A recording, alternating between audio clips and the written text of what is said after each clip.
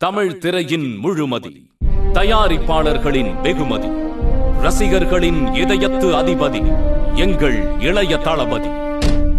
1984 விஜய் எனும் பெயர் வெற்றியில் பதிவானது.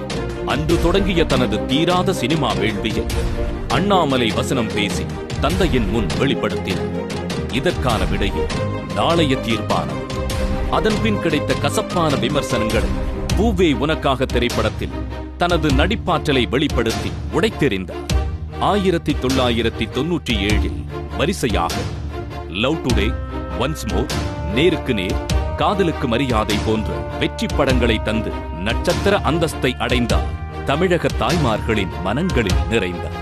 தொடர்ந்து பிரியமுடன், துள்ளாத மனமும் துள்ளும் போன்ற திரைப்படங்களில் மாறுபட்ட கதாபாத்திரங்களில் தோன்றி சிறந்த நடிகர்களின் பட்டியலில் இணைந்தார்.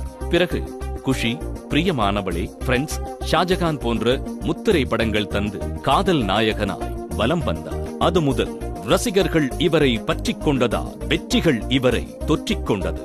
அனல் திரிக்கும் பொறி பறக்கும் திரைக்கதையில் சொல்லி அடித்தது இந்த கில்லி. பிறகு அதிரும் வசனங்களுடன் அடுக்கடுக்கான சண்டை காட்சிகளால் உறுதியானது போக்கிரியின் வெற்றி.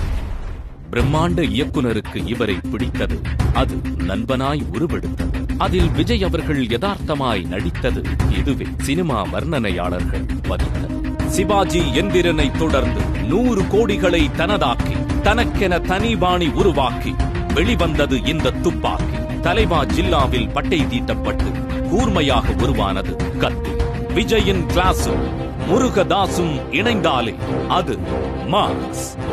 இந்த புலி பசித்தாலும் புல்லை தின்னாது, மீண்டெழும். அசாதாரண உழைப்பார் உயர் திரு சிவாஜி, நம்பியார், நாகேஷ், ஆச்சி, சரோஜா தேவி, விஜயகாந்த், மோகன்லால் போன்ற பல திரையுலக ஜாம்பவான்களுடன் கைகோர்த்துள்ளார். 21 இயக்குனர்கள் மற்றும் 3 இசையமைப்பாளர்களை அறிமுகப்படுத்தியுள்ளார். 14 இசையமைப்பாளர்களிடம் 30க்கும் மேலான பாடல்களை பாடியுள்ளார். இவர் ரசிகர் மன்றமா விதைச்சது, பின்னாடி நற்பணி மன்றமா முளைச்சது, இறுதியா மக்கள் இயக்கமா மாறணுங்கிறது தான் இவர் நினைச்சது. இலங்கை தன் இன பிரச்சனைக்காக குரல் கொடுத்ததோடு இல்லாமல் தன் ரசிகர்கள் மூலம் 1 லட்சம் தந்தி பிரதமர் அலுவலகம் சென்றடையும்படி செய்தார். மக்களின் இதய தளபதியார். இவருடைய கூர்மையான நேர்மையையும் சமுதாய பார்வையையும் மதித்து டாக்டர் பட்டம் அளித்து கௌரவப்படுத்தினார். இதோடு இல்லாமல் தபால் தலை வெளியீட்டு விழாவிற்கு அழைத்து கௌரவப்படுத்தியது. தசாவதாரம் இசை வெளியீட்டு விழாவில் ஜாக்கி ஜான், அமிதாப் பச்சன் போன்ற சிறப்பு விருந்தினர்கள் பட்டியலில் இவரையும் இணைத்தது. சிஎஸ்கே பிராண்ட் அம்பாசிடராக நியமித்தது போன்ற பல நிகழ்வுகளில் இவரை கௌரவப்படுத்தியுள்ளனர்.